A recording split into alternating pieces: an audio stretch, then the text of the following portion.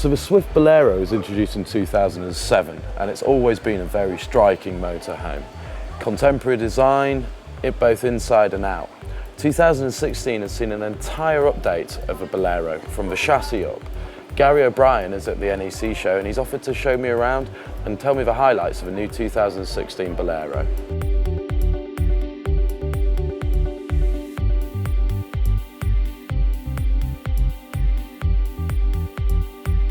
So, Gary, thanks for joining me. Welcome, nice to see you.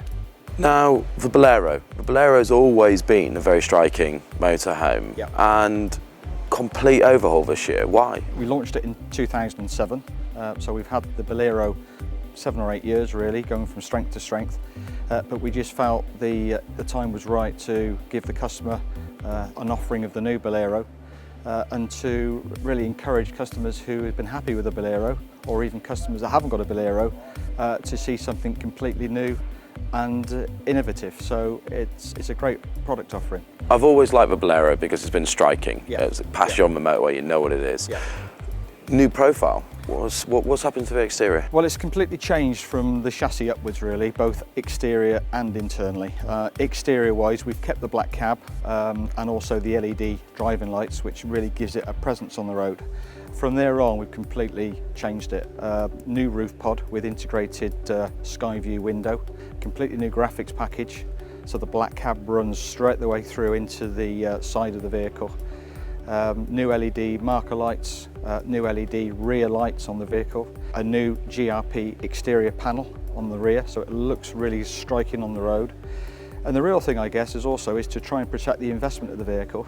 The residual value is always important. We've added GRP exterior walls for a little bit more toughness and GRP interior walls.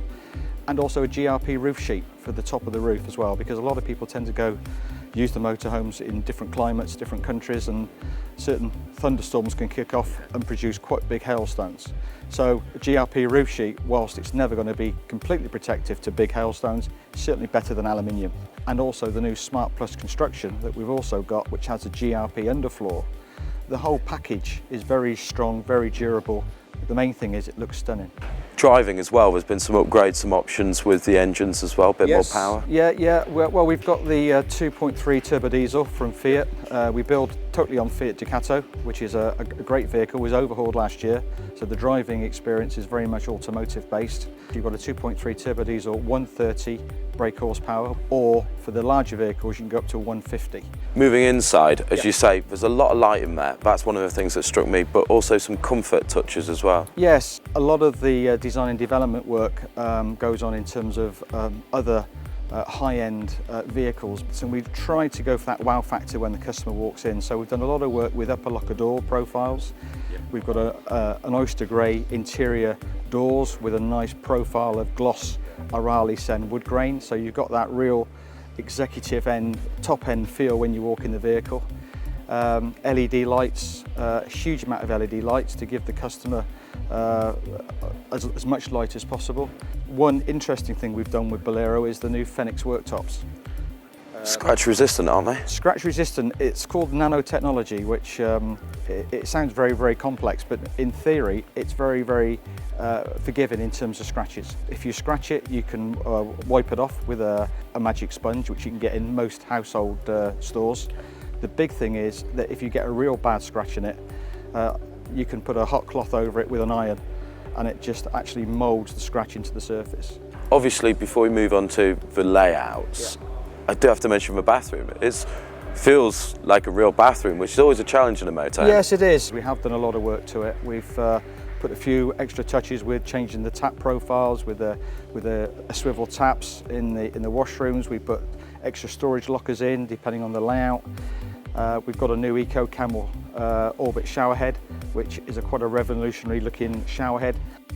So layouts, there's quite a lot of layouts now, isn't there? Yeah, well, we've tried to condense. Some of the layouts have actually come down, but what we've done quite cleverly is giving a lounge option. So most of the forward-facing seats layout that we have, 684s and 724s, etc., now have an option on the seating layout. So you can specify forward-facing seats for 4 people, or if you prefer not having the forward-facing seats but would prefer a lounge option, We can put the lounge option in for you as well, and that's at no cost. It does also have Aldi central heating on a motorhome, which is Yes. quite a rarity. Absolutely, especially in this price sector.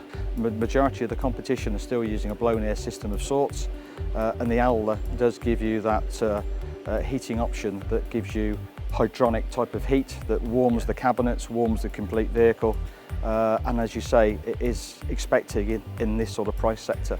We do a lot of work with Swift Talk, the online forum that we have, part of Swift Group, which is over sort of 15,000 members and climbing. We do a lot of work with our dealers. We have 2 shows at the NEC, October and February, and we get a huge amount of feedback from our dealers and the customers, what they like and what they dislike.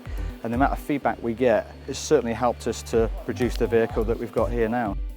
Well, overall, I think it's fantastic, and I can't wait to go and take a closer look. Yeah. Gary, thank you for your time. You're welcome. Cheers. Nice to Thank see you. you. Thank you.